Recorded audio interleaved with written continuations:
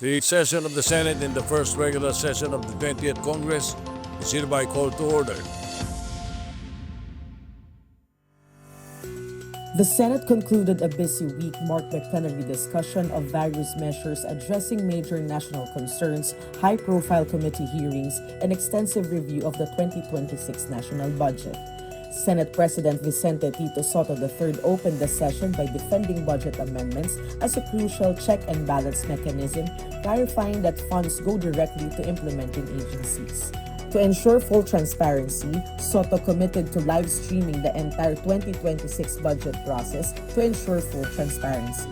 Senator Francis Chiz Escudero, in a privileged speech, came to the defense of the upper chamber and some of its members being dragged into the controversial flood control projects and vowed to prove the accusations false. Meanwhile, Senator Francis Kiko Pangilinan, in a manifestation, criticized the Landbank of the Philippines for immediately absolving itself of responsibility over potential lapses in banking safeguards and fund monitoring related to government flood control projects.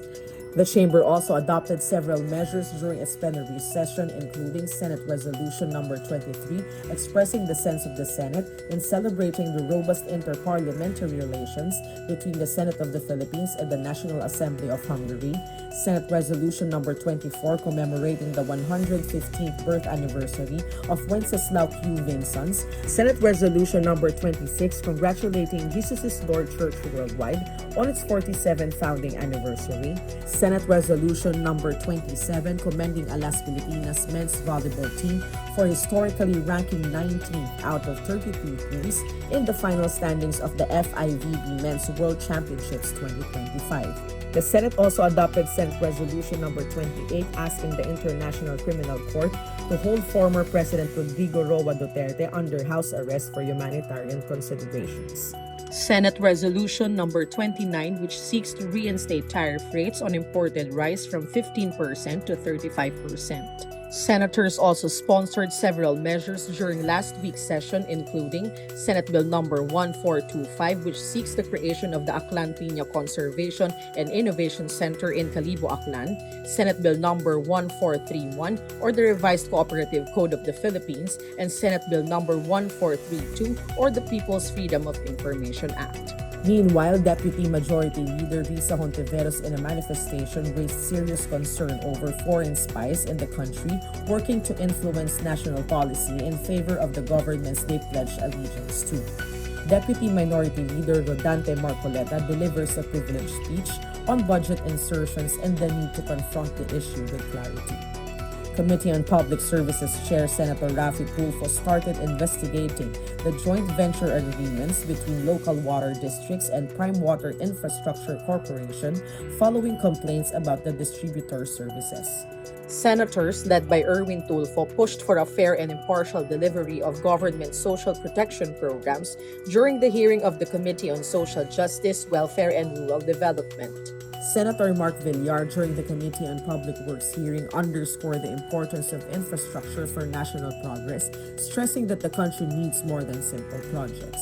Committee on Government Corporations and Public Enterprises Chair Senator Mark Villar vowed to get to the bottom of the issue regarding the alleged unsound investment made by the GSIS using the hard-earned contributions of its members.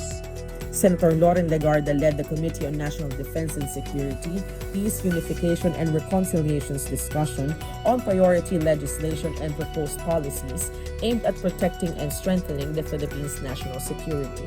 Committee on Science and Technology Chair Senator Bam Aquino tackled Senate Bill Number 1330, or the proposed Philippine National Budget Blockchain Act.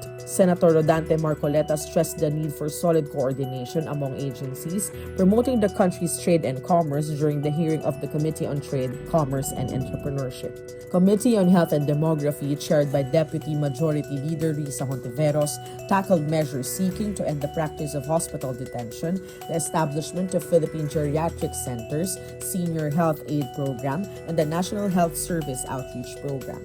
The Senate Finance Committee resumed its marathon briefings on the proposed budgets of key government agencies.